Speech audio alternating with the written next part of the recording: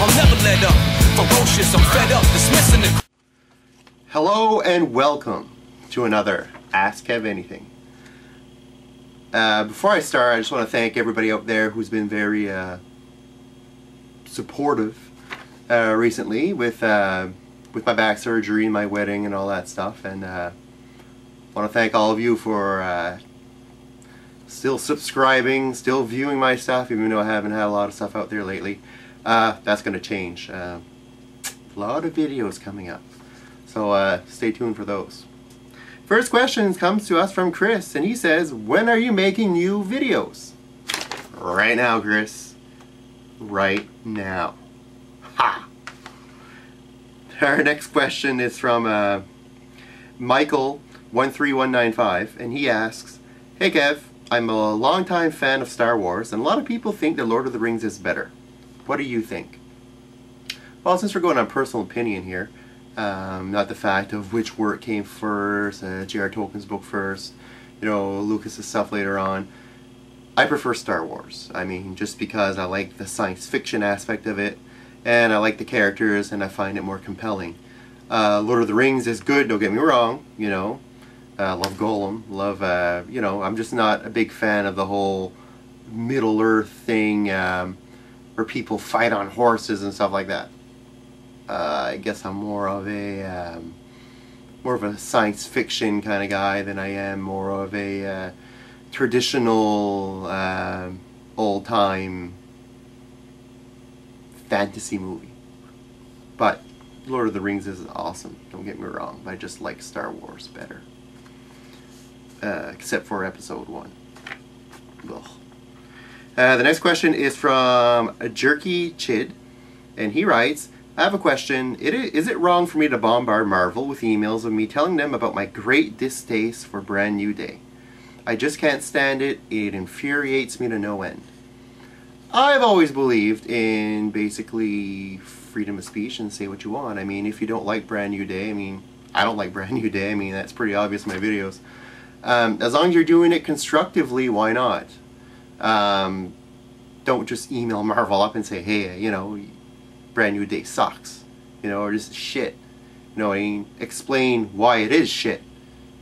You know, and if possible, I mean, I don't know if you would really want to do this or not, but give them, you know, maybe an idea of how to switch to shit over to something normal again. I don't know. It's really your call, whatever you want to do, I guess. I always thought, you know, constructive criticism isn't a bad thing. Next question is from Elias Rivera, and he says, Kevin, can you please do a review on Marvel's Secret Invasion? And I hope you can get a job at Marvel and make new Marvel stories. One of your greatest fans, Elias Rivera. Secret Invasion. There will be a 101 on Secret Invasion, I would assume, once the storyline or story arc is over. I'm not really going to talk about it too much now, because we've got to wait for that. So, to answer your question, it's a strong possibility that yes, we will have a Secret Invasion 101 class. The next question is from Akhtar, and he says, now that the spectacular Spider-Man Venom character has been revealed in the past episode, how do you find his incarnation? Personally, I felt that it was really reminiscent of the comic Venom. I like the spectacular Spider-Man Venom. I like, there's a few things I liked about that whole storyline, like when, you know, and this is kind of spoiler alert here if you haven't watched it. The fact that Parker was actually fighting in the costume and he was like asleep and the costume was taken over, kind of taking him for a drive. You know, because he wasn't, you know, saying his funny puns and all that. You knew that the costume was in control. Venom himself was cool. It's kind of a mixture between Ultimate Venom and the Venom from the old comic books. Kind of a mixture between them. It's not really old school Venom. It's not really Ultimate Venom. It's kind of like in between. Although it is a little more Ultimate Venom than old school Venom, in a sense, you know, that Brock is Peter's friend and all that, but the suit did come from outer space. So it's kind of a mixture of all that together. I liked it. I like the fact that his voice echoes as if there's two entities talking. I like that. I like the fact that he refers to us as we. Basically, I'm very satisfied with the whole Spectacular Spider-Man series in a whole. And Venom was definitely a great and fun character to watch. The next question is from Nine-Tailed Fox, And he writes, okay, first off, I'm a big fan. I have a question. I want to get started on Batman comics, but I don't know which ones I should get. Which are the best ones do you recommend? And also the '09 film Wolverine Origins will have Gambit in it, but Gambit has nothing to do with his origin. What are your thoughts on this, and did Marvel make a bad decision? I'll start off with Batman. If you're going to read anything from Batman, I mean, if you're just starting, I would probably go with the storyline Batman Year One. You can get it in a traded paperback. You can get it in the old Batman comics. Really good storyline, you know, and it kind of explains the origin and stuff like that. Batman Year One was actually really highly revered as a great storyline. I would get that.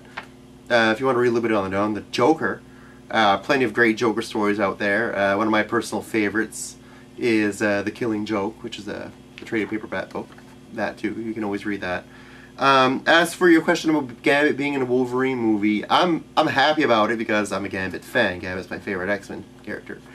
Whether or not he has anything to do with the Wolverine origin, it's a movie, and I think the way it's going is in a sense that you're going to want to bring in, you know, Wolverine on his own. Can he pull the movie off? Maybe he can, maybe he can't, I don't know. But bringing in a character like Gambit, who has a huge fan base, isn't really a bad idea. So I guess I'll reserve judgment on whether or not it was a good idea when I see the movie. Next question is from Mr. Crow, and he asks, I've been wondering what are your feelings on the new Hulk movie, and if you could do a 101 on Identity Crisis. Also, what do you think of Harry being the Green Goblin in Spectacular Spider-Man and not Norman? Hulk movie, loved it. Good movie. Can't really say anything wrong about it. It might have dragged a little bit in the beginning, but the movie as a whole was incredible. I might actually do a review and talk more about it at some other time. A 101 on Identity Crisis? Probably not. There's a lot of other things that I like to do 101s on. Not that I'm saying that Identity Crisis was necessarily a bad storyline or anything like that. It's just I don't tend to do 101s on DC books that much. So, yeah. And the other question about Harry being the Green Goblin instead of Norman. Who's to say Norman won't become the Green Goblin later on, again? I mean, you gotta expect in these cartoon series that there's going to be some convolution. The origins aren't going to be exact. If you look at the old Spider-Man anime series, the '94 series, you'll see the Hobgoblin actually appeared before the Green Goblin. That's totally out of whack. So Harry being the Green Goblin instead of his dad, I really don't mind. As long as it's one of them, that's fine. And who knows, maybe later on we'll see a Green Goblin. We've also kind of seen Ned Leeds in the show too with Betty, so we might actually see Ned Leeds becoming the Hobgoblin as opposed to this whole Roderick Kingsley stuff, if you watched my Hobgoblin 101.